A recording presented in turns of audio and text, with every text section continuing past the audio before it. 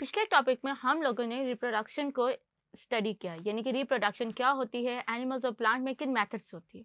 अब हम स्पेसिफिकली बात करते हैं कि प्लांट्स कैसे रिप्रोड्यूस करते हैं।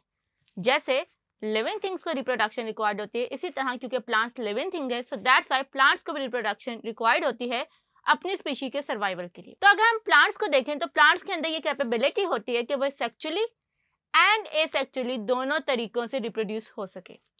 एसेक्चुअली कैसे रिप्रोड्यूस होती है? प्लांट इस प्रोसेस को वेजिटेटिव प्रोपगेशन कहते हैं। आपको याद होगा कि मैंने इंट्रोडक्टरी वीडियो के अंदर आपको बताया था कि vegetative propagation is the type of asexual reproduction जिसमें हम प्लांट्स की आइडेंटिकल कॉपीज बनाते हैं। अब जो एसेक्चुअल रिप्रोडक्शन होती है प्लांट्स के अंदर वो दो तरीकों से होती है, एक होती है नेचुरली और दूसरी होती है आर्टिफिशियली। नेचुरल कैसे कि समटाइम्स आप लोगों ने देखा होगा कि जो प्लांट्स होते हैं उनकी अगर एक बेल जो है वो इस तरह से सॉइल पे गिर जाए तो वो जो बेल होती है वो अपनी सॉइल के साथ कांटेक्ट के ऊपर जो होता है वो रूट्स ग्रो करना शुरू कर देती है एंड देन वो एक न्यू प्लांट में ग्रो कर देती है। और अगर हम इसका पेरेंट से कनेक्शन को कट कर दें तो ये प्लांट इंडिविजुअली और इंडिपेंडेंटली ग्रो करने की कैपेबिलिटी रखता है। तो ये होती है नेचुरल वेजिटेशन। और नेचुरल प्रोपगेशन से आपने देखा होगा कि अगर आप एक जगह घास लगाएं तो कुछ टाइम के बाद वो घास पूरे इलाके या पूरे एरिया में जो है वो ग्रो कर जाती है।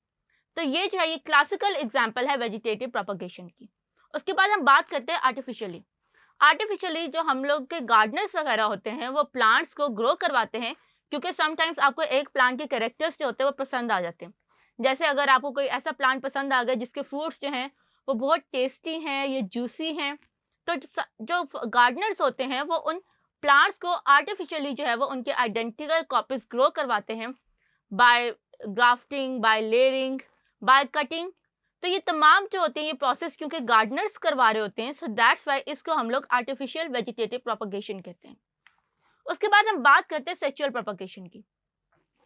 प्लांट्स के अंदर सेक्सुअल रिप्रोडक्शन होती है और इस सेक्सुअल रिप्रोडक्शन के अंदर जो प्लांट्स होते हैं वो भी अपने गैमेट्स बनाते हैं। प्लांट्स के अंदर भी male gametophyte and female gametophyte होती हैं और फिर उसके बाद जब वो गैमेट्स बनाता है तो वो सर्टेन प्रोसेस के थ्रू, चाहे वो प्रोसेस पॉलिनेशन का हो चाहे वो प्रोसेस स्पोर्स प्रोडक्शन का हो, तो वो सर्टेन प्रोसेस से मेल और फीमेल के जो गैमेट्स होते हैं उनको क्लोज लेकर आता है और उनके अंदर फर्टिलाइजेशन करवाते हैं। जैसे आप लोगों ने ग्रेड 11 में पढ़ा था कि जो हमारे पास मॉसिस होते हैं, मॉसिस के अंदर जो मेल और फीमेल होते हैं, तो जो मेल स्पर्म्स या मेल गैमेट्स होते हैं वो फीमेल की तरफ जो है वो थ्रू केमिकली अट्रैक्ट होते हैं और स्विम करके फीमेल के पास आते हैं। इसी तरह फिर हम लोगों ने जो था वो फर्न्स वगैरह में देखा था कि फर्न्स के अंदर भी मेल और फीमेल गैमेटोफाइट जिनके male and female gamete producing organ साथ साथ प्रोड्यूस होते हैं और वो जो होता है वो अपने स्पर्म्स और एग्स को जो होता है वो स्पर्म्स जो है वो एग के अंदर जाते हैं, एग को फर्टिलाइज करते हैं और वो एग जो होता है वो उसी टाइम ग्रो करके एक न्यू ऑर्गेनिज्म जो है वो प्रोड्यूस कर लेते हैं। फिर उसके बाद अगर हम लाइफ साइकिल की बात करें, प्लांट्स के अंदर एक लाइफ साइकिल यानी कि एक पूरा प्रोसेस होता है सीड प्रोडक्शन का या न्यू प्लांट प्रोडक्शन का। इस प्रोसेस को हम लोग लाइफ साइकिल कहते हैं। अगर हम प्लांट्स को देखें तो यहाँ पे वर्ड लिखा हुआ है diplo haplontic. Diplo means diploid, haplontic means haploid. तो प्लांट्स जो होते हैं वो एक स्टेज पे आके डिप्लॉयड यानी कि उनके पास 2 सेट्स ऑफ क्रोमोसोम होते हैं और एक टाइम पे जो होता है हैप्लॉयड होता है, इट मीन्स कि उनके पास हाफ नंबर ऑफ क्रोमोसोम होते हैं। तो प्लांट्स के पास डिप्लॉयड लाइफ साइकिल और हैप्लॉयड लाइफ साइकिल दोनों अल्टरनेट होते हैं, यानी पहले हैप्लॉयड फिर डिप्लॉयड फिर हैप्लॉयड फिर डिप्लॉयड। तो इस तरह से प्लांट का जो लाइफ साइकिल होता है या सर्कल होता है लाइफ का वो कंटिन्यू होता है। अगर हम स्पोरो प्लांट्स की अगर लाइफ साइकिल की बात करें तो प्लांट के लाइफ साइकिल में जो हैप्लॉयड लाइफ स्टेज होती है इसको हम लोग गैमेटोफाइट कहते हैं, यानी कि वो टाइम पीरियड होता है जिसमें प्लांट्स जो होते हैं वो गैमेट्स प्रोड्यूस करते हैं। और फिर स्पोरोफाइट यानी कि वो टाइम पीरियड होता है जिसमें प्लांट्स जो होते हैं वो वेजिटेटिवली ग्रो करते हैं, सर्वाइव करते हैं। तो आपने अगर जो है वो ट्रीज को देखा है तो जो ट्रीज होते हैं एंजियोस्पर्म यानी कि फूल प्रोड्यूसिंग करने वाले जो हमारे आसपास पौधे हैं, अगर आप उनको देखो तो वो बेसिकली उनकी स्पोरोफाइट जनरेशन है। लेकिन अगर आप इन फूल प्रोड्यूसिंग करने वाले पौधों के फूलों को देखोगे तो जो उनके फूल होंगे वो गैमेटोफाइट होंगे, यानी स्पोरोफाइट जब वो प्लांट का स्पोरोफाइट जनरेशन फुल्ली ग्रो कर जाती है तो वो अपने ऊपर गैमेटोफाइट जनरेशन क्रिएट करती है। ये गैमेटोफाइट जनरेशन फिर आगे जाके जब लैंड करती है या गैमेट्स के बाद एग सेल्स क्रिएट करते हैं यानी कि एम्ब्रियो क्रिएट करते हैं और ये एम्ब्रियो जब ग्रो करता है तो ये स्पोरोफाइट जनरेशन में ग्रो कर जाता है। इस चीज़ में आपने कंफ्यूज बिल्कुल भी नहीं होना। प्लांट की अल्टरनेटिंग स्पोरोफाइट और हैप्लॉइड और डिप्लॉइड जनरेशन का मतलब ही यही है कि स्पोरोफाइट के ऊपर गेमेटोफाइट प्रोड्यूस हो रहा होता है और गेमेटोफाइट से स्पोरोफाइट क्रिएट हो रहा होता है। जैसे दरख्त स्पोरोफाइट है और उस दरख्त पे उगने वाले फूल जो हैं वो हमारे पास गेमेटोफाइट है, यानी कि हैप्लॉइड जनरेशन है। देन अगर आप कुछ प्लांट्स की स्पोरोफाइट और गेमेटोफाइट जनरेशन को देखो तो आप पहचान ही नहीं सकते कि ये उनकी स्पोरोफाइट जनरेशन है या ये उनकी गेमेटोफाइट जनरेशन है, क्योंकि चाहे गेमेटोफाइट में हैप्लॉइड जनरेशन हो या उनकी स्पोरोफाइट डिप्लॉइड जनरेशन हो, वो दोनों देखने में आइडेंटिकल लगते हैं। इस जनरेशन्स को या इन प्लांट्स को हम लोग आइसोमॉर्फिक कहते हैं। Iso means same and morphic means physiologically या फिजिकली, तो देखने में वो दोनों सेम होते हैं। जैसे अगर मैं ये एलजी के प्लांट की बात करूँ तो इनके अगर आप स्पोरोफाइट को देखो और इनके गेमेटोफाइट को देखो, मेल चाहे हो या फीमेल हो, तो ये दोनों में आपको कोई खास फर्क नहीं नजर आएगा। सो दैट्स वाई हम एलजी के जो प्लांट्स होते हैं इनको आइसोमॉर्फिक कहते हैं, क्योंकि आप इनको देख के अंदाजा ही नहीं लगा सकते कि ये इनकी स्पोरोफाइट जनरेशन है या इनकी गेमेटोफाइट जनरेशन है। फिर उसके बाद हम बात करते हैं हेट्रोमॉर्फिक की। Hetero means different, morphic means physically, यानी कि देखने में मुख्तलिफ होना। तो अगर मैं किसी दरख्त की बात करूं तो दरख्त को देख के या दरख्त पे उगने वाले फूलों को देख के आप अंदाज़ा लगा सकते हो कि जो दरख्त है वो उनकी स्पोरोफाइट जनरेशन है जो कि डिफरेंट है, और जो फूल है वो उनकी गेमेटोफाइट जनरेशन है जो कि मुख्तलिफ है। तो इस तरह के हम लोग पौधों को हेट्रोमॉर्फिक कहते हैं। अगर आपको यहाँ पे फर्न का लाइफ साइकिल नज़र आ रहा है तो आप यहाँ पे देख सकते हो कि फर्न के अंदर ये स्टेज इनकी गेमेटोफिटिक है और ये स्टेज इनकी स्पोरोफिटिक है। गेमेटोफिटिक और स्पोरोफिटिक में आपको जो है वो क्लियरली फर्क नजर आ रहा है। जैसे ये पत्ता जो है ये स्पोरोफिटिक का आप इजीली आइडेंटिफाई कर सकते हैं कि अगर आपको ये पत्ता नजर आए तो ये इनकी स्पोरोफिटिक जनरेशन है, और अगर आपको इसको दिल की शेप का इस तरह का स्ट्रक्चर नजर आए तो ये जो है ये इनकी गेमेटोफिटिक है। इसी तरह अगर आप फूलों को देखो तो आप बता सकते हो कि ये गेमेटोफिटिक है, और अगर आप दरख्त को देखो तो आप बता सकते हो कि ये इनकी स्पोरोफिटिक है। उसके बाद अगर हम फ्लावरिंग प्लांट पर जाएं, हम लोग यहाँ पे स्पेसिफिकली फ्लावरिंग प्लांट को डिस्कस इसलिए कर रहे हैं क्योंकि अगर आप दुनिया में देखो तो सबसे ज़्यादा जो सक्सेसफुल प्लांट्स हैं वो फ्लावरिंग प्लांट्स हैं। वो क्यों सक्सेसफुल हैं इसकी रीज़न मैं आपको आगे जाके बताऊंगी। लेकिन अगर हम दुनिया के अंदर इवन हम लोग जो बचपन से प्लांट्स के यूजेस पढ़ते आ रहे हैं कि plant give us food, plant give us oils, plant give us fruits and vegetables, तो वो सारे जो हैं वो आपके फ्लावरिंग प्लांट्स यानी जिनको हम लोग एंजियोस्पर्म कहते हैं उनके अंदर होते हैं। सो दैट्स वाई यहाँ पर हम स्पेसिफिकली फ्लावरिंग प्लांट के सेक्सुअल रिप्रोडक्शन को स्टडी करेंगे और देखेंगे कि उनके सेक्सुअल रिप्रोडक्शन में ऐसी कौन सी एडेप्टेशन हुई जिसकी वजह से वो दुनिया के आज हर कोने में मौजूद हैं और सबसे ज़्यादा सक्सेसफुल प्लांट्स और सबसे ज़्यादा यूजफुल प्लांट्स जो हैं वो कंसीडर किए जा रहे हैं। तो अगर मैं सीड प्लांट्स की बात करूं तो सीड प्लांट या जो फ्लावरिंग प्लांट्स हैं उनके अंदर बीज प्रोड्यूस होते हैं जिन्हें हम सीड्स कहते हैं। उन सीड्स का प्रोड्यूस होना उनके एम्ब्रियो को जो है वो सेव कर देता है या उनके एम्ब्रियो को जो है वो क्लोज करके प्रोटेक्ट करता है।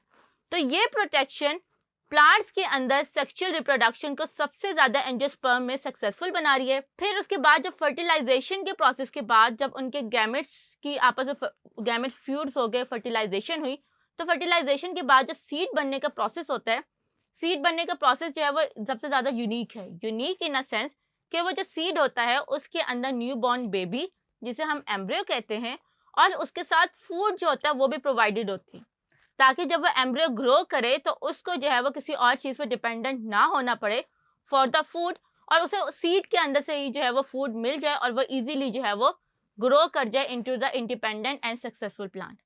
और उसके बाद एक और इम्पॉर्टेंट चीज़ ये है कि उनकी जो सीड्स होते हैं वो अनफेवरेबल कंडीशंस में सर्वाइव करने की कैपेबिलिटी रखते हैं। यानी अगर आपने देखा होगा कि हम अगर बीज को चबा भी लें, उसको आग लगा दें, तो हर कंडीशन में जो सीड होता है उसका सिर्फ ऊपर का कोट खराब होगा, अंदर का बेबी जो है वो स्टिल प्रोटेक्टेड होगा। तो ये सीड कोट जो प्रोटेक्शन प्रोवाइड कर रहा है, ये प्रोटेक्शन इंश्योर करती है कि उनकी आने वाली new generation safe and sound हो और जब कंडीशन फेवरेबल हो वो उस पर इजीली ग्रो कर जाए। तो इसी को हम लोग अंडरस्टैंड करने के लिए फर्दर जो है वो इसके लाइफ साइकिल को देखते हैं। तो अगर मैं इसके लाइफ साइकिल को देखूँ तो इसका लाइफ साइकिल गैमेटोफाइट से स्टार्ट हो रहा है। क्यों? क्योंकि न्यू जनरेशन का प्रोसेस जो है वो गैमेट्स बनने से होता है और गैमेट्स हमेशा गैमेटोफाइट में बनते हैं। तो अगर मैं मेल गैमेटोफाइट की बात करूँ तो मेल गैमेटोफाइट ने जो है वो पोलन्स सिक्रीट किए और ये पोलन्स जो है जब वो लैंड करेंगे तो लैंड करने के बाद आपने देखा होगा कि जो फीमेल एग है वो काफ़ी ज़्यादा लेयर्स के अंदर सराउंडेड है और प्रोटेक्टेड है। सो दैट्स वाई जो पोलन होता है वो अपनी एक स्पेशलाइज्ड पोलन ट्यूब डेवलप करता है जो कि पोलन या पोलन के अंदर मौजूद जो स्पर्म्स होते हैं उनको रास्ता प्रोवाइड करता है, सेफ रास्ता, ताकि जो है वो स्पर्म्स डायरेक्टली एग को जो है वो फर्टिलाइज कर सकें। जैसे ही एग फर्टिलाइज करता है और वो जाइगोट बनता है उसके अराउंड जो है वो प्रोटेक्टिव कवरिंग आना शुरू हो जाती है जिसमें फ्रूट होता है, फ्रूट के अंदर सीड कोट वगैरह होता है और उसके अंदर जो होता है वो एम्ब्रियो को प्रोटेक्ट कर दिया जाता है ताकि जो एम्ब्रियो है वो किसी भी रीज़न की वजह से डैमेज ना हो सके। एंड देन फिर ये जो एम्ब्रियो यानी कि ये सीड जब किसी भी फेवरेबल कंडीशन में लैंड करेगा तो उसके बाद वह दोबारा से एक मैच्योर स्पोरोफाइट जनरेशन को क्रिएट कर देगा और ये लाइफ साइकिल कंटिन्यू होगा। तो आपको यहाँ पर नज़र आ रहा है कि पोलन ट्यूब की क्रिएशन फर्टिलाइजेशन के प्रोसेस को ज़्यादा सक्सेसफुल बनाती है और सीड का बनना एम्ब्रियो को प्रोटेक्ट करता है from the harsh environment until and unless the conditions are favourable. और ये एम्ब्रियो जो होता है ये समटाइम कई सालों तक प्रोटेक्ट हो सकते हैं।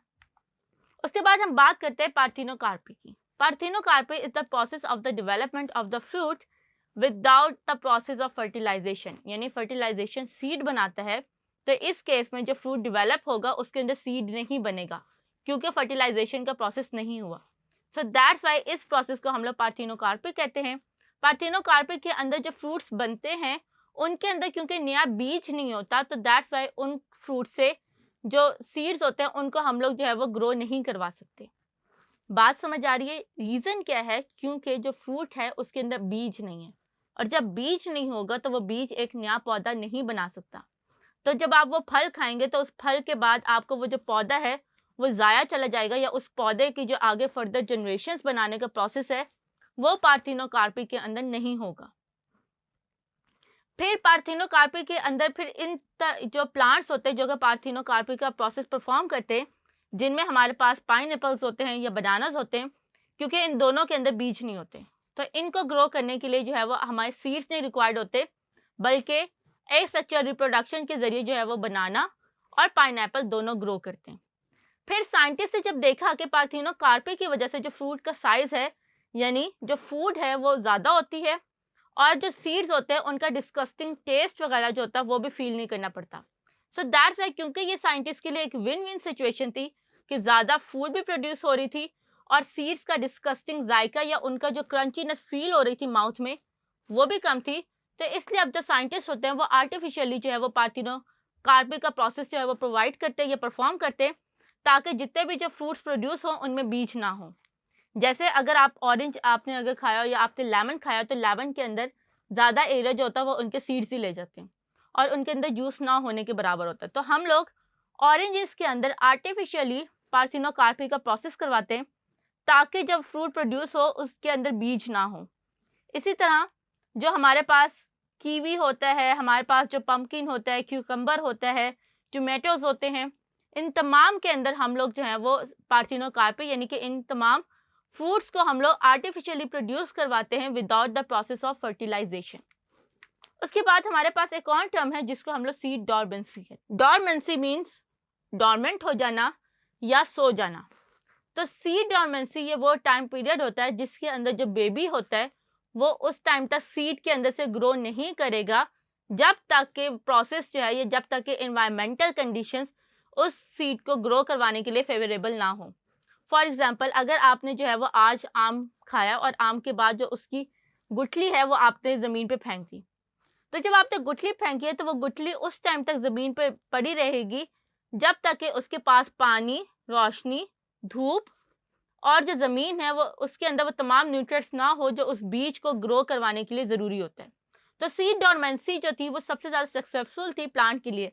अगर कोई पौधा डिस्ट्रॉय हो भी जाता है तो उसके अंदर बनने वाले बीजों को अगर आप बचा लो तो वो नई जनरेशन ग्रो करवाने की कैपेबिलिटी रखते हैं। दैट्स वाई जो एंजियोस्पर्म थे वो इन्वायरमेंटल हार्शनेस को बर्दाश्त कर रहे थे, क्योंकि जब वो तबाह हो जाते थे तो उनके अंदर जो बीज होते थे वो हर हाल में बच जाते थे, और उन बीज से जो था वो न्यू जनरेशन जो थी वो ग्रो हो सकती थी। उसके बाद हम बात करते हैं fruit ripening and fruit setting की।